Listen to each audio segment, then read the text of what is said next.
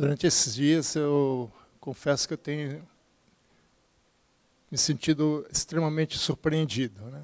Eu gosto disso, né? Deus nos surpreende sempre. E, inclusive, eu estava pensando um pouco sobre tudo isso, né? Para trazer uma palavra hoje à noite fica até difícil, né? Depois também, de hoje de manhã, a palavra do pastor aqui é até complicado, né? Fechar um tempo desse com tantas ministrações boas, como a Patrícia falou, é legal você assistir na internet, né? Mas quando você está presente é outra coisa. Hoje em dia eu não faço mais, mas eu já fui muito em campo de futebol, assistir jogo, né? Já fui em Maracanã várias vezes, né? E é diferente você assistir jogo de futebol no estádio, né? E pela televisão. A emoção é outra, o ambiente é outro, né? O clima é outro, né? Então, assim, vir aqui assistir presencialmente, assim,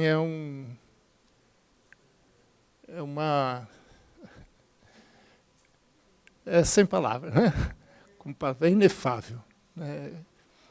E também, ao mesmo tempo, para mim foi um tempo de reflexão, para ser aqueles flashbacks, né? Aquelas historinhas que a gente vai revendo as nossas vidas, revendo alguns fatos que aconteceu com a vida da gente, né? Na sexta-feira, o pastor Jefferson dando testemunho de como é que ele entrou no ministério, eu comecei a lembrar de tudo que Deus fez comigo para chegar até aqui hoje, né? Muitas brigas com Deus, né? Então isso assim é bom a gente ver, né? Vai restaurando os nossos corações, vai revendo as nossas histórias. E andar na contramão não é fácil, né? Hoje de manhã, eu gosto muito da história de Abraão, né? E hoje de manhã o pastor Fernando falando sobre Abraão, né? Os 4 pontos: uma ordem, uma promessa, uma obediência e um altar, né? E eu fiquei sempre imagino assim, o que passou na cabeça, não de Abraão, mas de Sara, né? Se o Abraão chega em Sara, Sara, arruma as malas que nós vamos embora. Para onde nós vamos? Não sei. Né? Às vezes é assim mesmo, a vida é assim, andar na contramão é assim. Né? E andar na contramão, na verdade, é na contramão do mundo. Né? Porque, na verdade, quem está na contramão é o mundo. Nós estamos no caminho certo. É o mundo que está ao contrário, né? Então, quando a gente fala na contramão, não é contramão de Deus. O mundo é que está ao contrário. Nós estamos contra o mundo. Como foi lido o texto hoje, né, de Efésios, capítulo 4, né? E a gente não viver conforme o mundo vive. E isso me leva a algumas reflexões importantes para nós. E a gente não sei se a gente sabe qual realmente é as consequências disso, de uma decisão dessa. Essa que é a verdade. A gente não sabe até onde que isso pode levar. Eu nunca pensei na minha vida estar num púlpito como hoje. Nunca. Meu sonho de infância sempre foi ser engenheiro. Deus realizou esse sonho, sou engenheiro. Mas terminar a minha carreira como engenheiro. Né? Então, a gente não sabe onde é que vamos chegar. O pastor Fernando falou, deu o testemunho, estava lá em Maceió, tranquilo, sossegado, numa boa. Né? De repente, a pastora Vânia veio para Campinas. De repente, ele é mandado pela família para trazer a pastora Vânia. De repente, ele fica em Campinas. Nós não sabemos aonde é que nós podemos chegar. Mas existem situações que exigem muito da gente. Isso eu sei. E quando essa situação depende da sua vida? Jesus uma vez disse para os discípulos, quem quiser me servir, quem quiser me seguir, toma a sua cruz e siga-me. E muitas vezes as pessoas espiritualizam essa questão de tomar a cruz. Mas cruz é lugar de morte, de sacrifício. Cruz não é a pessoa chata, teu chefe chato que pega no seu pé. não é aquele funcionário seu, ou aquele colega de trabalho que fica fazendo bullying com você. Tomar na sua cruz é morrer mesmo. E quando, diante de nós, não se abrir o mar e nem andar sobre as águas, quando o mar vier te afogar, qual é a nossa reação? Se vocês lerem lá em Hebreus capítulo 11, os heróis da fé, aqueles homens, mulheres que são apresentados ali pelo autor de Hebreus, são homens e mulheres que andaram na contramão do mundo. E aquilo é um resumo da história do Antigo Testamento. Mas o próprio autor confessa que ele não tinha espaço suficiente para colocar todos os nomes. E muitos nomes ali são nomes... são pessoas anônimas, a gente não sabe quem são. Mas algumas pessoas a gente sabe. E algumas dessas pessoas enfrentaram a morte, literalmente. Tiveram diante deles uma situação em que eles tinham que decidir. E não era uma decisão simples de sair de casa e ir para uma terra diferente. A decisão dele é assim, eu vou continuar vivo ou vou morrer? Essa era a decisão. E não estou falando figurativamente, eu estou falando literalmente. Essa história tem nomes. Felizmente, a Bíblia traz os nomes dessas pessoas. 3 deles chamavam-se Ananias, Misael e Azarias. Talvez você não conheça por esses nomes. Acho que a maioria não conhece. Mas se eu falar Sadraque, Mesaque e Abednego, totalmente, todo mundo vai lembrar. Né? Companheiro de Daniel, né? Foi levado cativo para a Babilônia. Foi na primeira leva dos cativos, foram 3 levas. A primeira leva foi mais ou menos lá pelos anos 605, por aí, alguns anos antes da queda de Jerusalém. Não foram muitos que foram para o cativeiro, mas esses 4 homens estavam lá dentro, e que não eram, na verdade, não eram homens, no sentido adulto, eram jovens. No texto grego, né, na Septuaginta, dá a entender que eles eram adolescentes, tipo aí 17 anos, 16, 17 anos, mais ou menos. Não eram garotos, não eram rapazes de 20 e poucos anos. Rapazes aí de 16, 17, 18 anos no máximo. Eles eram pessoas possivelmente da família real ou da nobreza. Né? Na nobreza a gente fala aqueles que eram ligados à corte, né, ao rei. Nesse tempo, era Jeoaquim, o rei, depois ele foi sucedido pelo filho, que ficou só 3 meses, aí o seu irmão Zedequias, que foi o último rei antes da queda. E nessa época, havia 2 profetas, um deles chamado Jeremias, que passou 40 anos tentando chamar a atenção da nação de Israel pelo caminho que eles estavam andando. Israel não estava andando na contramão. Estava andando na mão do mundo, no mesmo sentido que o mundo anda. E Jeremias tentava chamar a atenção do povo para voltar para o caminho do Senhor. E nessa época também havia um outro profeta chamado Ezequiel. Esse também foi possivelmente na segunda leva. Quando ele chega em Babilônia, né, Daniel já estava lá há algum tempo.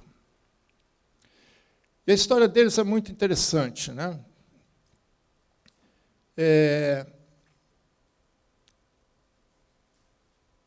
Eles chegam lá já começam enfrentando problemas.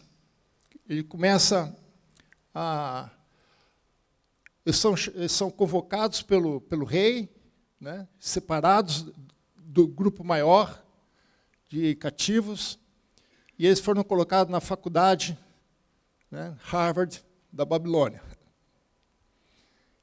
Eles tiveram um tempo para estudar, eles considerados, o rei falou assim, olha, quero que vocês peguem os mais sábios, os mais inteligentes, os top 5, entre eles, eu quero que eles coloquem esses 4 lá, esses caras, não eram só esses 4, tinham outros, entre os cativos, e eu quero que eles façam faculdade, vão ver, fazer aí um mestrado, um doutorado, vão ver o que eles saem. E ali eles já começaram a enfrentar algumas dificuldades, porque eles já começaram a entrar numa cultura completamente diferente deles. E diferente do como o pastor Fernando ministrou hoje de manhã, eles não foram chamados por Deus para sair da sua terra. Eles foram levados da sua terra, diferente. Uma coisa é quando Deus falou assim, sai da tua terra. Aí a gente pode chocar um pouquinho, mas a gente consegue sair. Mas aqui não, eles foram arrancados da sua terra, arrancados do seu povo, arrancados do seu ambiente. E ali eles ficaram um tempo. Quando eles foram provados pelo rei, os 4 foram, olha, top 5, estavam lá na cabeça, lá em cima. Os melhores de todos. Mas o rei, ele tinha algumas manias, né? Aqueles reis daquela época. O rei chamava Nabucodonosor. Um nome bonito para quem vai ter filho, né? É um nome bonito. E um dia o rei sonhou, teve um sonho meio maluco, né? Ele sonhou algo que ele não entendia muito bem o que era. Tentou saber o significado, ninguém sabia, até que Daniel aparece lá e interpreta, né? Está no capítulo 2. E ele ficou tão empolgado com aquilo, que ele resolveu fazer uma estátua para ele. Possivelmente inspirado no que ele viu, né, no seu sonho. E no capítulo 3 nós temos a construção dessa estátua. Essa estátua, para os seus irmãos terem uma ideia, tinha 30 metros de altura. E a base era 3 metros por 3 metros. É mais interessante ver no original. Era 60 côvados de altura e a base 6 por 6. Coincidência ou não, meia, meia, meia. Meia de largura, meia de comprimento e meia, 0,10 de altura. Meia, meia, meia. Parece que o diabo está tudo enquanto é canto, né, irmãos? E o rei se encantou com aquilo. Ele construiu uma estátua enorme, revestiu de ouro, porque ele era a cabeça de ouro da outra estátua, então, bom, agora eu vou fazer ela inteirinha. Nós não sabemos a quem ele estava homenageando. Possivelmente, a maioria dos comentaristas, eles acreditam que seja o deus a qual ele servia, que seria o deus Nebo ou Nabu, da onde veio o seu nome, Nabucodonosor, que é aquele que Nabu protege. O nome dele significa isso, aquele que Nabu protege. E ele quis fazer essa homenagem à sua estátua, ao seu deus.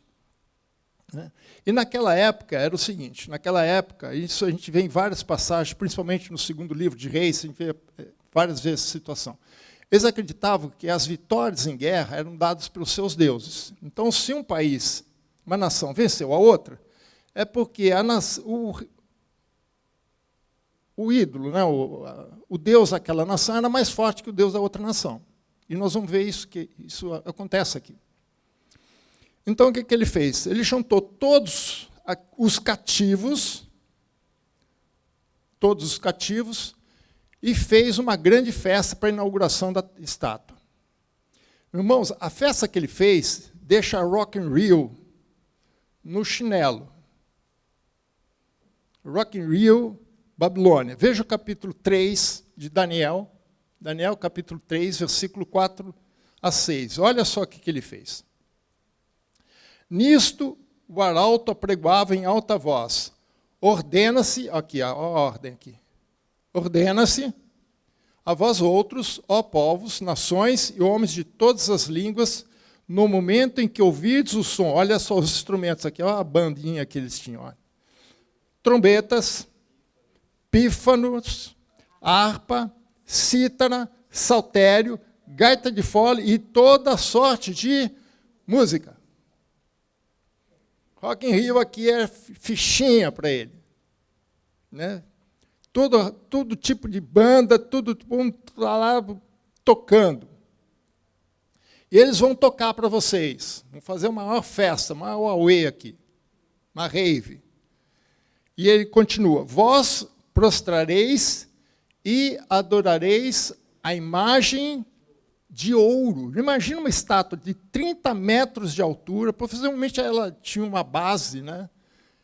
E estava sobre essa base.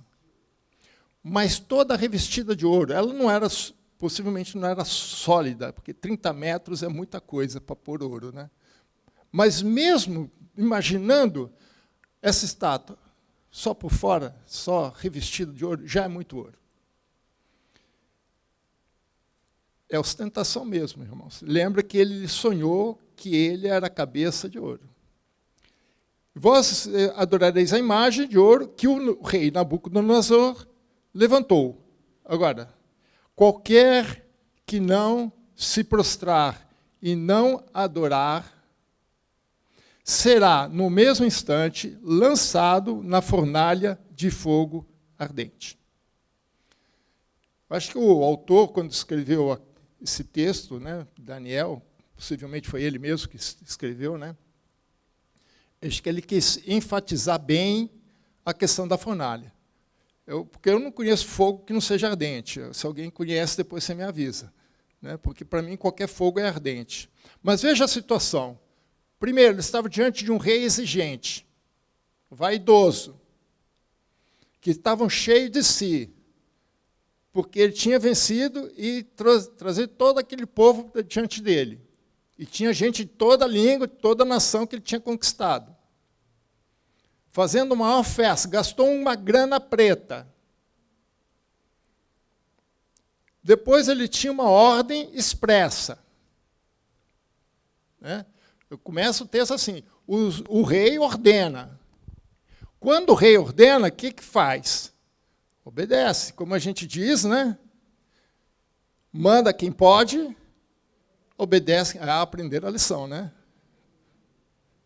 Obedece quem tem juízo. Né? E terceiro, uma ameaça mortal. O que acontece se eu não obedecer? Essa é sempre a pergunta. Churrasquinho. Só que a carne que vai ser assada não é a picanha, não é o espetinho. É o você mesmo. Então, o rei não estava de brincadeira. A grande questão que se coloca aqui é, cumpre-se a ordem ou não? E aí? Você está lá no meio. Tinha gente de todo tempo, de todas as nações, não tinha só israelita. Mas esses três estavam lá. Daniel nós não sabemos onde estava. Possivelmente não estava lá, porque senão o nome dele também apareceria, com toda certeza. Mas o que você faria? Lembra, irmãos, que tem um rei exigente, tem uma ordem expressa e tem uma ameaça mortal. Ou seja, o dilema aqui, cumpre-se ou não? Agora, nós temos que olhar as coisas com um pouco outra perspectiva, que é o seguinte, cumprir a ordem era uma prova de lealdade ao rei. Nós não estamos numa situação apenas religiosa aqui. Aqui que está o problema. Há essa confusão, essa mistura, né, aqui entre religião e política, religião e atos civis. Né? Como a gente faz muito casamento, né? Então o casamento religioso de efeito civil.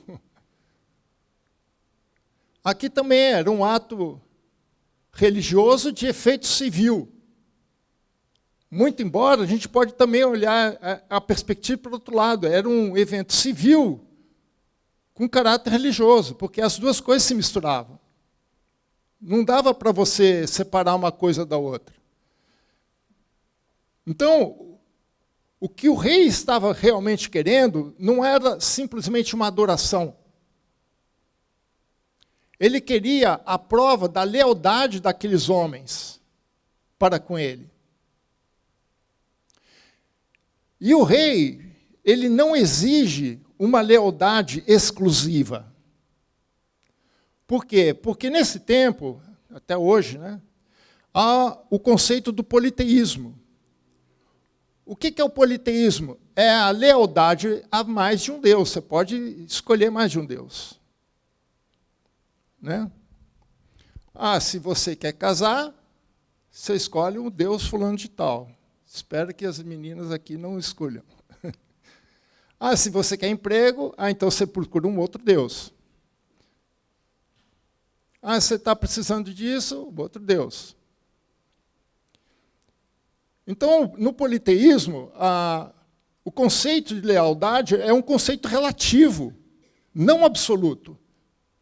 E o rei não estava exigindo uma lealdade absoluta. Ele não interessava se você ia seguir outros deuses ou não. O que ele queria saber, na verdade, é assim, você vai ser leal a mim em qualquer situação que eu colocar na sua vida? Você vai ser leal a mim se eu colocar a tua vida como prova da sua lealdade? Então, para aqueles 3 homens, significava o seguinte: se eles quisessem, para eles provarem a sua lealdade ao rei, eles tinham que quebrar a sua lealdade com Deus. Mas se eles quisessem comprovar ou provar a sua lealdade para com Deus, eles necessariamente teriam que quebrar a sua lealdade com o rei. Era mutuamente excludente. Ou é um ou é outro. Você não tem os dois. E é isso que estava acontecendo.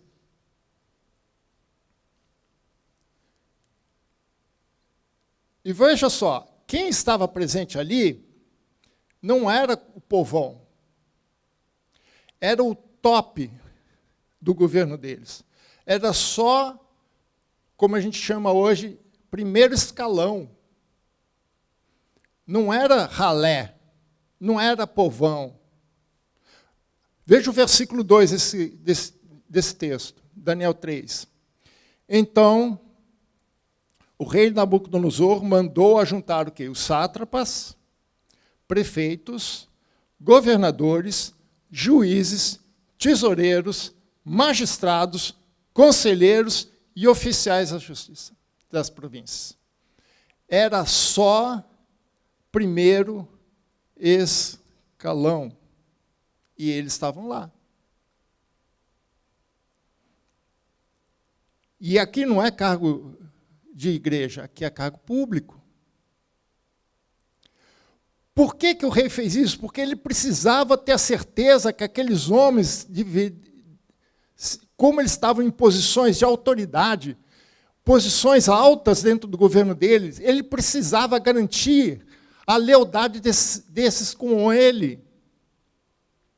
E isso até hoje. A gente vê o que acontece nos governos. De vez em quando, um ministro sai do governo.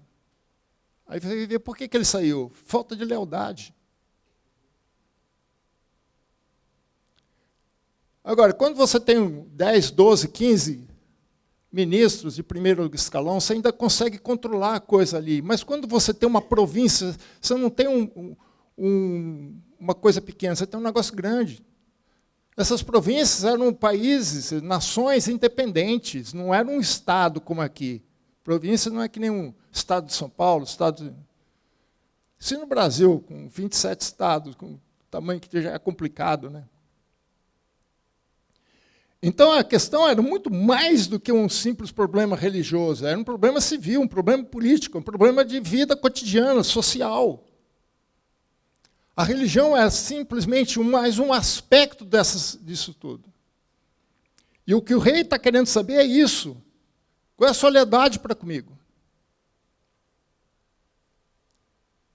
O que acontece, irmãos, que o mundo também não exige de nós lealdade exclusiva. O que o mundo exige de nós é uma lealdade compartilhada. Eles não têm problema de se você ser cristão, entre aspas, e seguir o que eles querem. Isso também é uma ideia politeísta. O problema é que se o mundo não exige exclusividade, Deus exige. Por isso que ou você é leal com o mundo, ou você é leal com Deus. Se você for leal com o mundo, você está sendo desleal com Deus. Se você está sendo leal com Deus, exclusivo, porque Deus não aceita lealdade compartilhada, você necessariamente vai ser desleal com o mundo.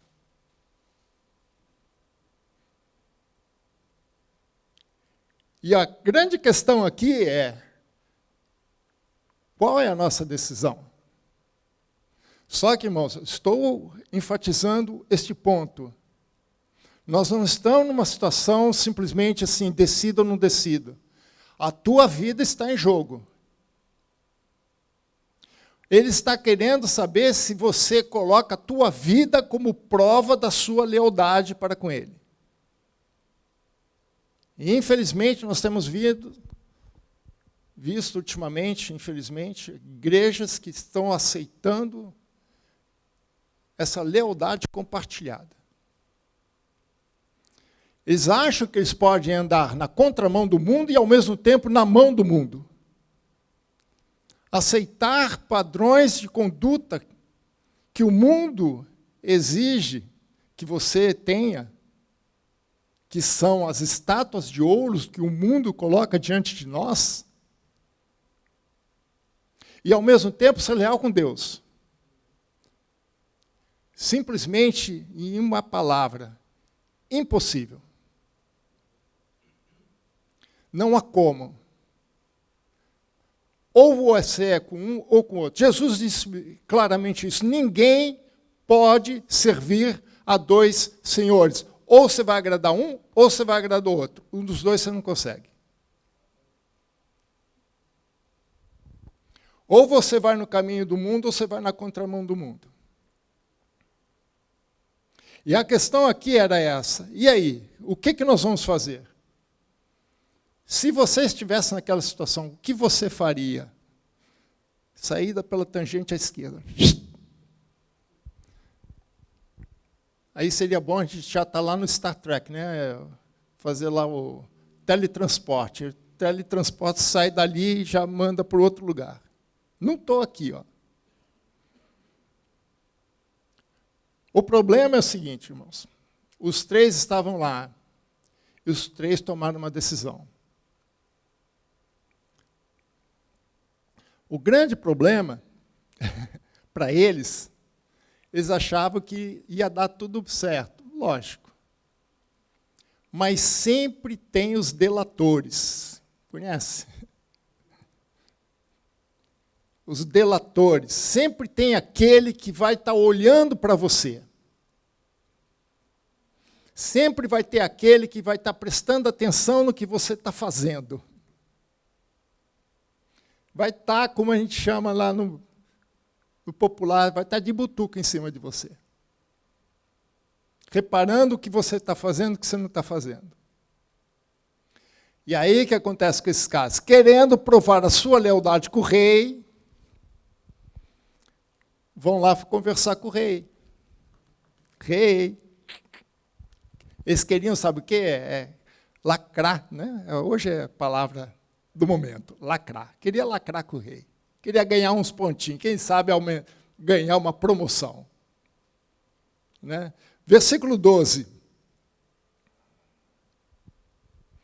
Há uns homens, olha só, como é que eles tratavam isso? Há uns homens aí, há uns carinha aí. Depois é que ele vai dizer, mas há uns carinha aí, uns homens, que tu constituísse sobre os negócios da província da Babilônia, Sadraque, Mesaque e Abednego, esses homens, ó rei, não fizeram caso de ti, os teus deuses não o servem, nem adoram a imagem de ouro que te levantaste. Quando eles foram lá para não só para entregar o outro, mas também eles queriam provar um pouquinho mais a sua lealdade. Está vendo que eu sou? Estamos juntos, né, rei? Estamos juntos. Ó, só que tem uns caras aí que não estão junto contigo, não. Tem uns hominhos aí, ó, pejorativo, irmãos. Uns homens aí, uns carinha aí. Qual é que é o nome dele mesmo? Ah, tá, Sadraque, Mesaque e Abednego. E ainda falou assim, esses homens, o Senhor confiou neles. O Senhor colocou eles em posição de autoridade. Eles são o primeiro escalão, eles estão aqui no meio. Eles estão aqui no meio. Agora, veja como é que começa. Ele faz 3 acusações. Mas olha como é que ele começa. Não fizeram caso de ti. Eles levaram a questão, não pelo lado político, não pelo lado que ele deveria lá, mas pelo lado pessoal dele. Eles mexeram com o ego do rei. Eles disseram assim, ó rei, eles desprezaram o Senhor. Eles fizeram pouco caso do Senhor, eles não estão nem aí contigo. Só depois que ele falou, não serve aos teus deuses. E só no final que eles chegaram no problema real, que era não adorar a estátua. Que era o primeiro, deveria ser o primeiro problema. Mas eles colocaram por último. Por quê? Porque eles inverteram a ordem. Para poder chamar a atenção do rei, para poder ganhar posição no rei, ele falou assim, ó, eles não fizeram caso de ti, eles desprezaram você. Ou seja, eles não têm lealdade com você. E o Senhor colocou eles em posição. Então a situação foi levada ao rei como uma questão pessoal, contra a autoridade do rei, como se fosse uma questão civil, e não religiosa, colocando em dúvida a lealdade daqueles que ocupavam cargos de confiança no rei.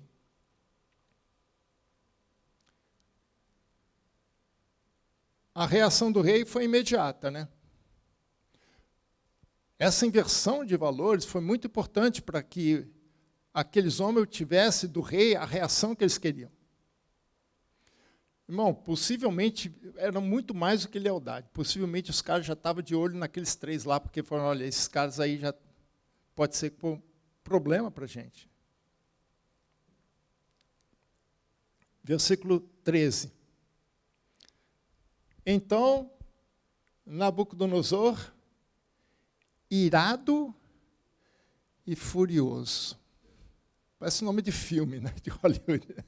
Velozes e Furiosos. Aqui, irados e furiosos. Né? O cara ficou irado. O cara ficou furioso. E o que ele fez? Mandou chamar os 3. Mandaram chamar Sadraque, Mesaque e Abednego e o trouxeram esses perante o rei. Imagina que os caras, quando escutaram o rei, viram a cara do rei, saíram correndo. Falaram, vamos pegar esse cara de qualquer jeito. Trouxeram os 3 lá. Então, a reação do rei é de quem sentiu realmente essa ofensa contra ele, contra essa deslealdade contra ele. Era uma desobediência civil. Mas o Nabucodonosor tentou dar uma contada até 10. Versículo 14. Falou Nabucodonosor e lhe disse, é verdade, Sadraque, Mesaque e Abednego, que vós não servis aos meus deuses, nem adorais a imagem de ouro que levantei? Pelo menos ele foi um pouquinho, né? Falou assim, é verdade? Vamos confirmar, ver se é fake news ou não. Vamos nas, como é que fala, nas agências de checagem. Né? Falei, é verdade, eu quero saber. Ele já devia ter baixado um pouco a adrenalina, mas ele ainda estava meio esquentado. É verdade? É isso mesmo? Então, ele quer confirmar as afirmações, né, as acusações. E ele ainda tenta dar uma de bonzinho. Ele ainda tenta convencê-los a mudar de ideia. Ele nem esperou a resposta. Versículo 15, ele nem esperou a resposta, e ele já foi direto no assunto. Ele responde, agora, pois, estai dispostos. E quando ouvirdes, novamente, vamos chamar a banda, chamar os cantores, vamos fazer tudo de novo. Ok?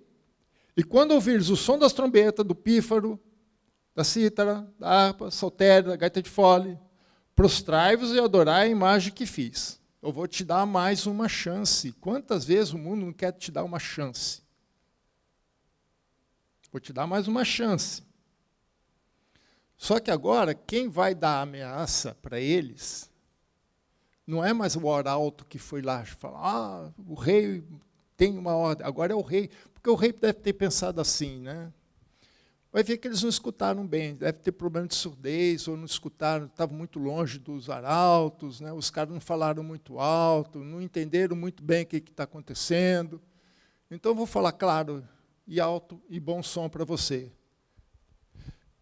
Então, eu vou, se você estiver disposto, a gente vai tocar a banda tudo de novo, não tem problema não, estamos aqui em festa, temos tempo. Porém, se não a adorardes, sereis, no mesmo instante, lançado na fornalha de fogo ardente. Agora, veja o final da resposta dele, do que o rei fala. E quem é o Deus que vos poderá livrar das minhas mãos?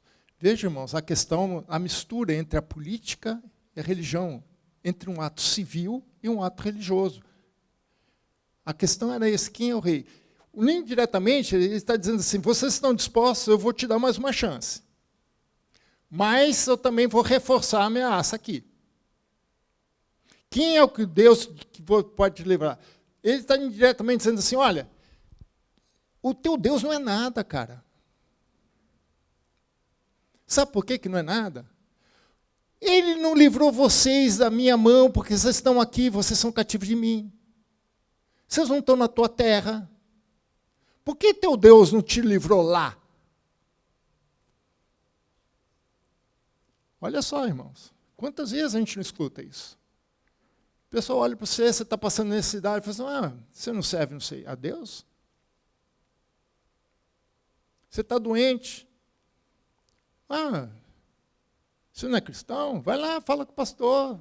Unge lá com um óleozinho, vamos ver se cura. O que ele está dizendo é isso, olha, se o teu Deus não te livrou das mãos do meu Deus, porque você está aqui, você acha que agora ele vai livrar a situação diferente, cara? É pior do que antes. Você não livrou lá, não vai livrar aqui. Se Deus te abandonou lá, vai te abandonar aqui. Qual é? Você não percebeu ainda? Muda de Deus, cara. Muda. Troca aí a camisa. Né? Futebol a gente fala de virar camisa, virar casaca. Né? Não é isso que a gente chama? Vira casaca, não tem problema não. Teu Deus não é nada, teu Deus não serve para nada. Olha, você está aqui, eu venci vocês. Agora, você vai arriscar a tua vida por ele? Você vai arriscar a tua vida por aquele que não te livrou lá atrás? Que não impediu que eu invadisse o teu país? É uma grande ameaça. O problema é o seguinte, irmãos, que o rei, a arrogância do rei chegou a um ponto extremo. Porque ele achava que ele tinha a favor dos deuses. Quem é o teu Deus para livrar da minha mão? Então ele não estava apenas desafiando as pessoas, estava desafiando os próprios deuses. Fosse quem fosse. Que fosse, podia ser o rei, o Deus que fosse, não sabe qual é, não interessa. Mas ele estava desafiando até mesmo os deuses. Lógico, na nossa teologia é uma coisa, mas na teologia deles é outra coisa. Então a situação deles era complicada, irmãos. Porque agora tem uma ameaça real. Agora não é mais brincadeira. Agora a vida deles está em perigo. Ou vai ou racha. E aí, o que você faz? Continua na contramão? O que eu acho espetacular é a reação deles. Versículo 16. Responderam Sadraque, Mesaque e Abednego ao rei: ó Nabucodonosor, quanto a isso, não necessitamos de te responder. Irmãos, o que ele está dizendo aqui é a resposta da pergunta do rei: quem é o teu Deus? O problema é que aqueles homens sabiam que não eram eles que estavam sendo desafiados pelo Nabucodonosor, mas era o Deus deles. Era uma questão muito mais do que uma questão pessoal. Mas eles entendiam que o problema estava no campo espiritual. Ou seja, era o fato atrás dos fatos. O fato real, visível, era a questão da adoração, a questão da lealdade, a questão pessoal. Mas por trás tinha uma disputa espiritual que o Nabucodonosor não entendia, porque não tinha teologia para isso. Ele não tinha capacidade para isso. É o que Paulo fala em 1 Coríntios 2,14. 1 Coríntios 2,14, Paulo diz assim: ora, o homem natural não aceita as coisas do Espírito de Deus, porque ele é loucura, e não pode entendê-las, porque elas se discernem espiritualmente.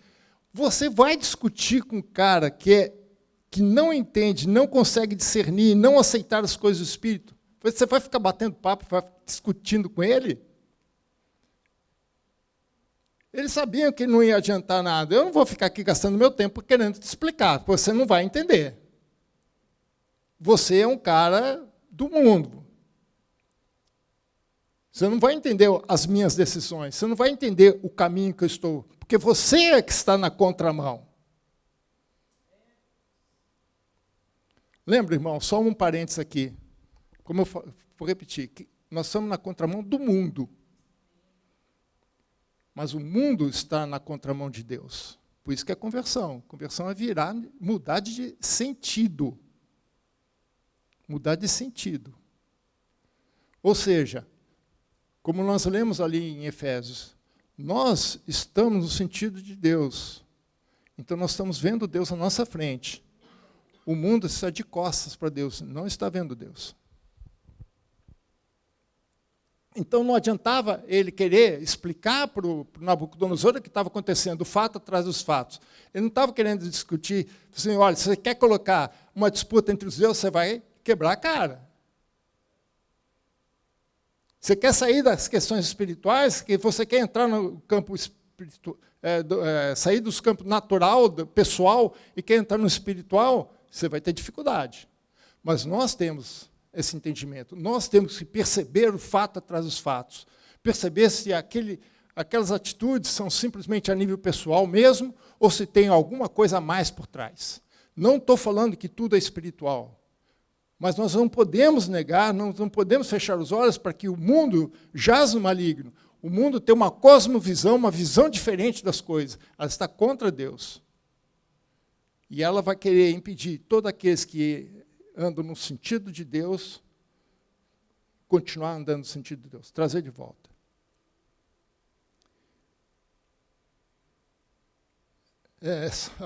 Uma observação que eu coloquei aqui. Essa questão de Nabucodonosor, depois Deus vai tratar com Nabucodonosor, viu, irmãos? Capítulo 4, ele vai mostrar quem realmente é Deus. Depois os irmãos leem lá no capítulo 4 o que acontece com Nabucodonosor. Então, para aqueles jovens, aqueles rapazes, que aqui já está aí por volta dos seus 20, 21 anos, lembro que eles já tinham passado pela faculdade, já tinham feito o curso deles, já tinham se colado grau com louvor, né? Já estão assumindo cargos públicos aqui, né? Então já devia estar aí seus 20, 21, 22 anos, por aí. mas ainda eram jovens, né? A maioria dos nossos jovens está nessa faixa etária, né? Mas eles sabiam que a situação estava fora do controle deles, eles não tinham mais o que fazer. Mas ele também tinha uma certeza. Podia estar fora do controle deles, mas não estava fora do controle de Deus.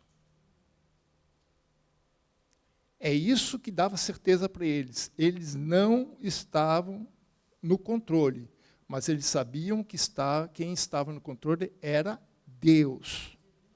Então, portanto, eles simplesmente transferiram o problema para Deus. Falaram, olha, o problema não é comigo mais, agora o problema é Deus. Não vou ficar discutindo isso com você não vai entender. E ele continua, versículo 17. Aqui a coisa pega, irmãos. Veja que ele fala assim, se o nosso Deus é condicional, irmãos.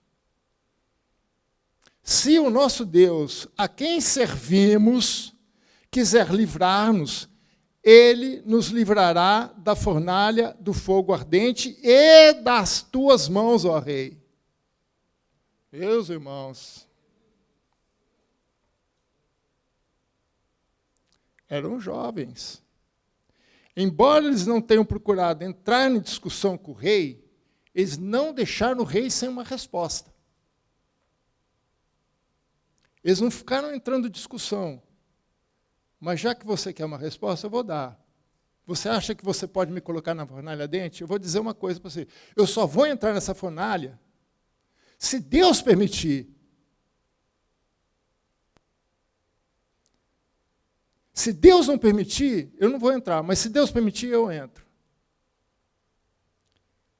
Então eles colocaram as suas vidas na mão de Deus. Eles sabiam que a soberania de Deus estava, que a vida deles estava na mão de Deus, na soberania de Deus. E que essa soberania, que Deus, a lealdade dele para com Deus, tinha que estar em primeiro lugar. Essa foi a acusação contra a igreja de Éfeso, em Apocalipse, capítulo 2. Esqueceu o primeiro amor, deixou Deus em primeiro lugar. Mas um detalhe importante aqui, ele falou, o Deus que nós servimos, eles entendiam que eles estavam lá servindo a Deus. E Deus só livra aqueles que o servem. Porque tem gente, irmãos, que quer Deus que o livre sem servir a Deus. Só querem as benesses de Deus, só as bênçãos de Deus. O problema aqui é novamente questão de lealdade. Mas quando nós servimos, você deve servir com lealdade, um com o outro. Se Deus quer exclusividade, você tem que dar exclusividade. Deus não aceita essa lealdade politeísta, compartilhada. Então, há pessoas que querem isso, mas não querem servir a Deus com lealdade exclusiva. Quer o bom do melhor dos dois, do mundo e de Deus. Não dá, não tem. Às vezes Deus até livra para mostrar quem Ele é, mas a pessoa não vai. E há umas linhas teológicas que seguem muito isso, né? Querer achar que pode colocar um pé no mundo, um pé... Não vai, porque são sentidos opostos. Um vai para um sentido, outro vai para outro sentido. O que acontece no meio do caminho? Você cai. Então, para eles, a fidelidade a Deus estava em primeiro lugar. Fidelidade de Deus, mas também havia a fidelidade de Deus para com eles. 18. Se não, se Deus quiser me livrar, Deus vai livrar. Não é você que vai. Não está na tua mão. Está na mão de Deus. Agora, se Deus não quiser me livrar, fica sabendo que... Eu gosto dessas frases, irmãos. Se Deus quiser me livrar, ótimo. Mas se não, fica sabendo. Eu imagino que eles iam colocar o dedo nisso na cara do rei. Né? Eu fico imaginando, não sei. Quem sabe, né, pessoal, a gente voltar, chegar lá no céu, passa a fita aí. Não, né?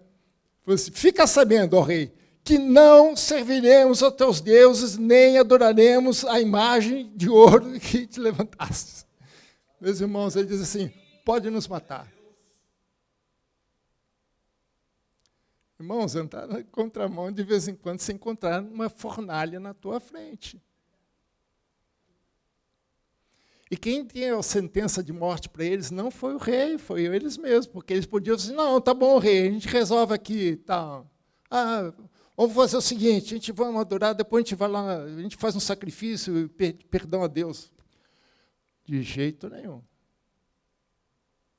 Adoração fake, fidelidade fake, não é com aqui. Então, eles não serviram a Deus por causa das coisas terrenas. Não serviram a Deus pelas coisas materiais. Eles não colocaram a sua vida mais acima da fidelidade de Deus para com Deus. Por quê? Porque a perspectiva deles era no amanhã, na vida eterna, e não no momento que estavam vivendo naquela hora. Eles não temiam o rei. Como Jesus mesmo disse lá em Lucas 12, 4 e 5, né? Não tema aquele que pode te matar o teu corpo, depois não pode fazer mais nada com você. Tema primeiro, acima de tudo, aquele que depois de morto o corpo, pode lançar a tua alma no inferno. Eles sabiam que ele temia. Então, eles não estavam com a perspectiva do momento ali. Estavam com a perspectiva lá em cima, naquilo que Deus tinha para eles. E eles sabiam da lealdade de Deus e sabiam que era mais importante ser leal a Deus do que a leal ao rei.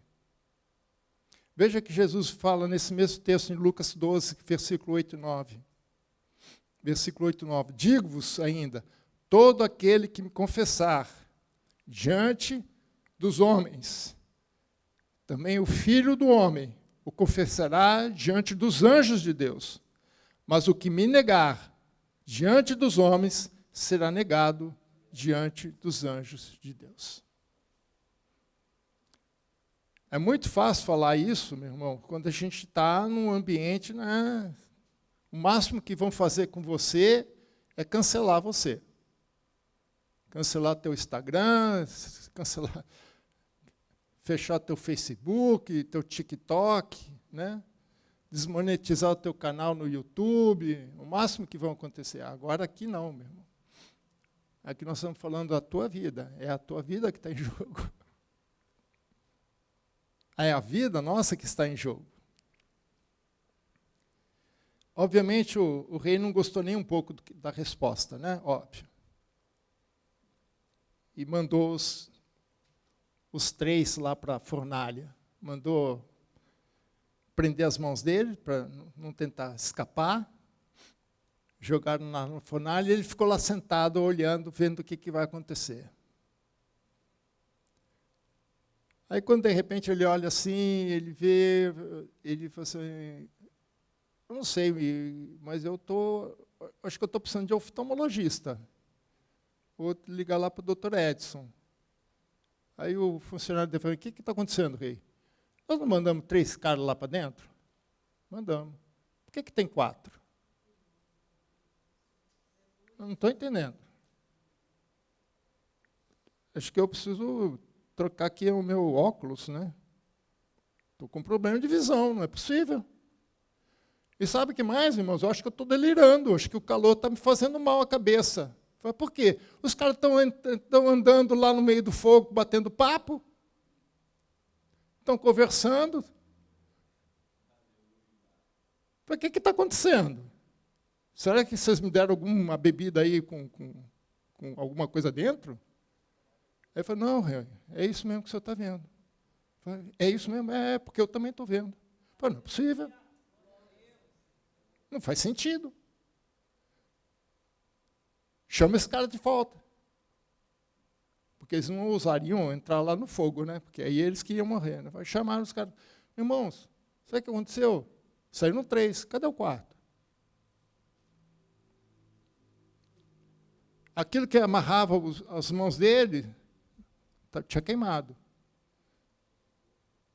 Agora, uma coisa que as meninas vão gostar. Quem faz churrasco, já foi piloto de churrasqueira, sabe, né? Como é que você sai depois que você faz um churrasco? Cheirinho gostoso, né? Cheirinho de picanha.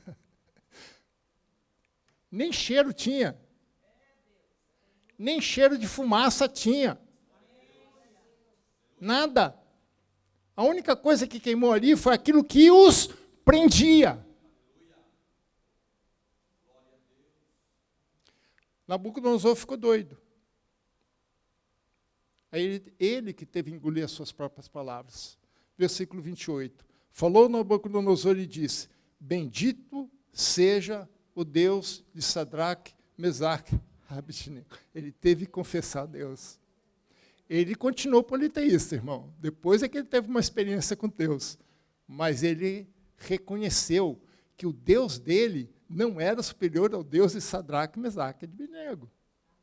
E ele continua: que enviou o seu anjo e o livrou os seus servos, que confiaram nele, pois não quiseram cumprir a palavra do rei, andaram na contramão, preferindo entregar o seu corpo a servirem e adorarem a qualquer outro Deus, senão o seu Deus.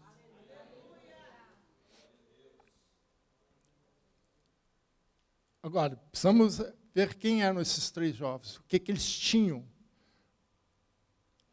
para ter tanta fé, tanta confiança nisso. Pelo menos 3 características que eu vejo neles. Primeiro, eles conheciam o Deus que eles serviam. Eles conheciam o Deus da sua história. Ele conhecia o Deus de Abraão, de Isaac, de Jacó, de José, de Moisés, de Josué, de Davi, de Salomão, de Jeremias. Ele conhecia a história, ele viu, sabia o que Deus já tinha feito pelo seu povo.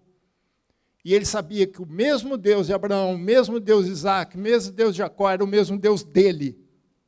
Não há outro Deus. É o mesmo. Então Deus não muda.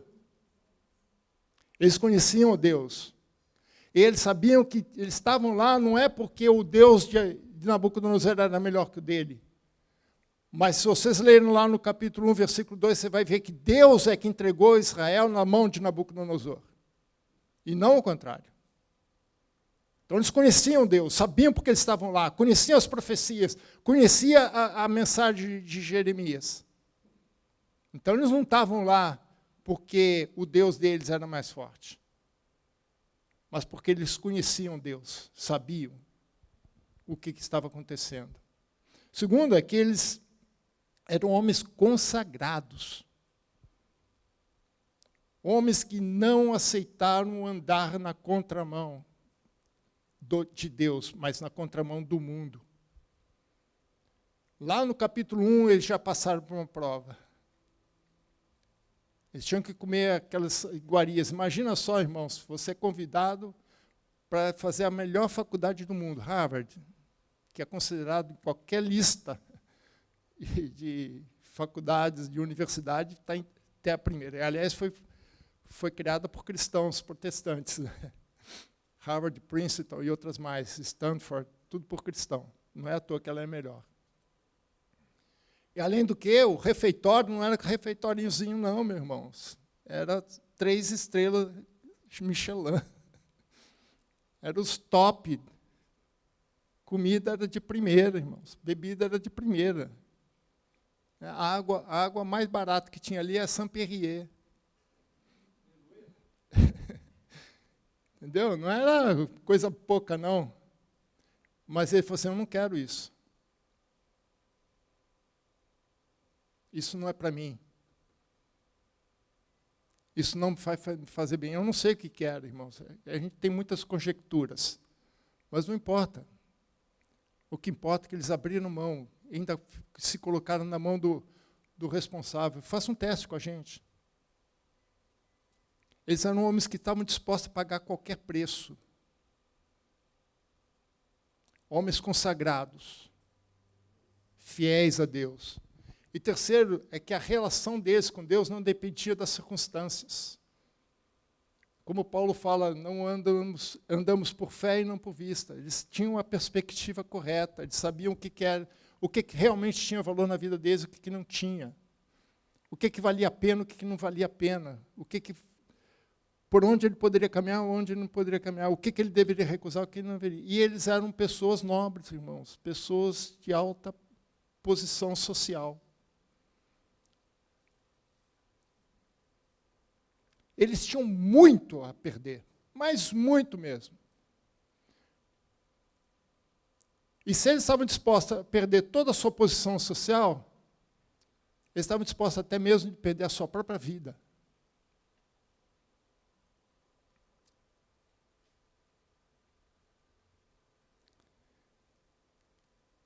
Para fechar, eu quero listar aqui 7 lições que eu tiro, não somente desse texto, mas do que nós vimos aqui nesses 4 dias.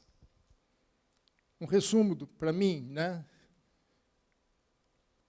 desse tempo que nós passamos aqui, desde sexta, ontem à noite, hoje de manhã com o pastor Fernando, e do que eu também aprendo com isso aqui, viu, irmãos? Deus, a gente tem que falar primeiro com a gente, para depois falar com os outros.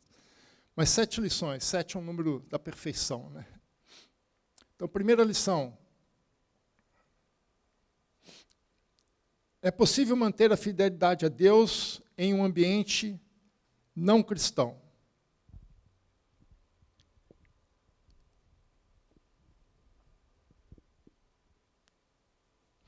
Lembra que Jesus, na oração sacerdotal, que a gente chama, né? Lá em João, capítulo 17, lá no versículo 15, ele diz assim, não peço que os tires do mundo, mas que os livre do mal. Que os guarde do mal. Não é nem livrar do mal, é guarde do mal. Sabe por quê, irmãos? A igreja precisa estar no mundo. Se a igreja sai do mundo, como é que o mundo vai ser alcançado? As pessoas precisam ver quem está na mão do mundo, quem está na contramão do mundo. Eles precisam ter esse parâmetro. Jesus não diz, ele mesmo, se você ver no versículo anterior, ele fala sobre isso, que o mundo vos odeia. Sabe por quê? Porque nós não somos do mundo, porque se nós fôssemos o mundo não nos odiaria. E é isso que o mundo quer. Mas Deus sabe, Deus nos deixou aqui no mundo, mas Ele sabe que apesar de estarmos no mundo, nós podemos continuar sendo fiéis a Deus, mesmo na contramão do mundo. Mesmo enfrentando, se em algum momento você tiver que enfrentar uma fornalha. Enfrentar o mar é fácil, né? Ou ele abre, ou você anda por cima. Mas a fornalha é outra história. E é interessante que eles andaram por cima do fogo, né? Então, meus jovens, é possível manter-se fiel a Deus apesar do ambiente do mundo, apesar do um ambiente não cristão. No caso desses homens, um extremamente contaminado pela idolatria, pelo politeísmo. A segunda lição que eu vejo, que eu tiro do que nós aprendemos aqui, é que um jovem não precisa ser como os jovens do mundo para se realizar como pessoa. A nossa realização, os nossos sonhos estão muito em função dos parâmetros que nós usamos. Em que nós comparamos? Jovens, aqui eu falo para vocês, como pastor, e como pessoa que já passou por isso, na minha idade. Né? Eu sei que tem outros que também passaram pelo mundo. Paulo fala para Timóteo na sua segunda carta, 2 Timóteo 2, 22, ele diz assim, foge, é palavra forte, foge das paixões do mundo. Foge daquilo que o mundo te oferece. Foge. Nem sempre fugir é covardia, às vezes é um ato de heroísmo. Então foge. Foge disso. Isso é andar na contramão. Terceira lição que eu aprendo é que nós podemos servir a Deus mesmo não sendo pastores nem missionários.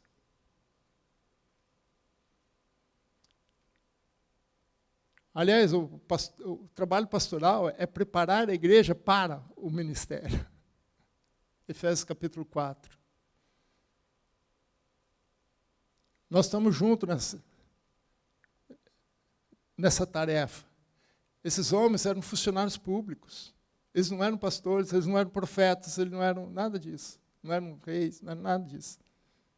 Eles eram funcionários públicos, cargo público, de alto escalão. Então você pode servir onde você está. No Pão de Açúcar.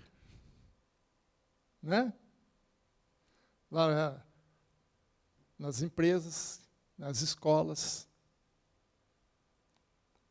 Você pode servir a Deus onde você estiver, onde Deus te colocar. Não espere fazer um curso de seminário. O seminário não vai te ajudar em nada disso. Vai te ajudar em outras coisas, mas não nisso. Quarto, Deus usa pessoas que estejam dispostas a servi-los a qualquer preço. A qualquer preço. A mensagem hoje de manhã, né? Deus deu uma ordem. O que Abraão fez? Seguiu a ordem. Aceitou a ordem. Deixar a família. Deixar a terrinha que ele estava tão acostumado. O pastor Fernando deixou as praias de Alagoas. Depois que eu visitei Alagoas, eu falei assim, agora eu entendo o pastor Fernando. Eu também gosto de praia. Nasci em Campinas, mas a família é carioca, né? Então cresci em Copacabana, Ipanema, cresci... A minha família é de lá, né? Barra da Tijuca, conhece? Recreio dos Bandeirantes, né? Eu cresci ali. Né? Descia com meu primo, com minhas primas, minha tia levava para a praia. Né? Eu sei o que é isso. Deixar tudo isso, deixar o conforto do lar. Né? Mas Deus está procurando pessoas que estejam dispostas a qualquer custo, qualquer preço, em qualquer contexto também. Quinto, um servo de Deus entrando em um ambiente público não deve se corromper, mas manter-se fiel aos princípios de Deus. Consagração. Por que eu estou usando a palavra público e não político? Porque nem sempre você vai estar um cargo político, mas você está um cargo público. Minha esposa é funcionária pública. Eu tenho irmãos também que são funcionário público. E a gente sabe que esse ambiente é complicado. Eu conheço muitos funcionários públicos, tanto estadual quanto federal, quanto, né, a Adriane foi funcionário público, seu sogro foi, né? A gente sabe como é que é um ambiente público. Não é simplesmente um cargo público tipo senador ou deputado. O funcionário público também passa por dificuldades. O ambiente também é pesado. Às vezes recebe uma ordem de cima, do prefeito, do governador, dos seus superiores, e às vezes é para fazer coisa errada. Então, independentemente do que for, né, é que no funcionário público a coisa, para mim, é um pouco mais grave. Né? Mas ele não pode se corromper. Ele tem que se manter firme nos seus valores. Sexto, nem sempre Deus impede que sejamos lançados na fornalha. Eles foram lançados na fornalha. Agora, quando somos lançados, Deus está conosco. Não importa com a situação, Deus está conosco. Nem todos, se vocês olharem lá os heróis da fé, você vai ver que muitos deles morreram. Morreram em Cristo, naquela época em Deus. Mas não abriram mão. Preferiram morrer por aquilo que eles acreditavam. porque eles sabiam que tinha algo maior para eles do que a própria vida. Então, nem sempre Deus vai te livrar. Mas fica firme, que Deus é contigo, apesar de estar na fornalha. E sétimo, para mim é o mais significativo de tudo, né? Com as experiências que nós escutamos aqui, né? Eu gosto muito desses relatos históricos das pessoas, porque a gente vê Deus agindo, né? O mais importante de todos, Deus tem a história em suas mãos. O seu propósito sempre se cumpre. E tudo termina de acordo com a vontade de Deus. Não importa o que aconteça, irmãos. Lembre-se, Deus está no controle. Deus sabe o que faz. Deus tem um objetivo. Deus tem um caminho. Deus tem propósitos para as nossas vidas. Mantenha-se na contramão do mundo e na direção de Deus. Queria chamar aqui a equipe de louvor para terminar.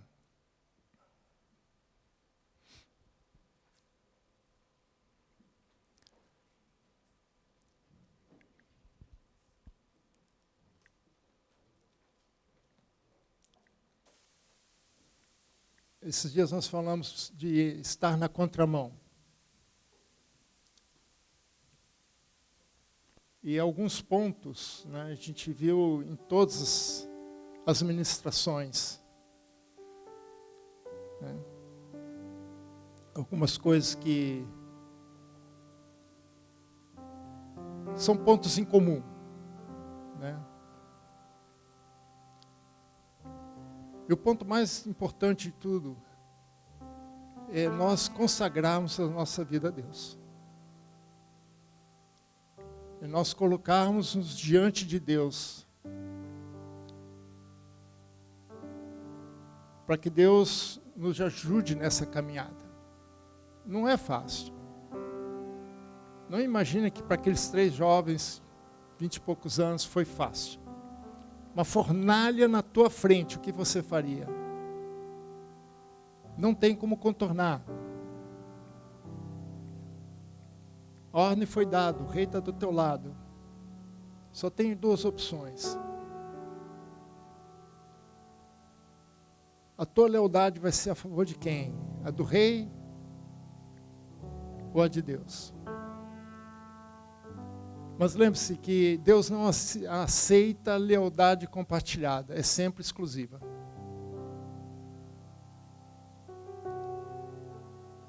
Aquilo que Deus falou para Israel no capítulo 19 de Gênesis, de Êxodo, também falou, acho que em Pedro. Vós sois sacerdócio real, nação santa. Mais importante, povo de propriedade exclusiva de Deus. Deus exige exclusividade. Na teologia, exclusividade a gente chama-se consagração.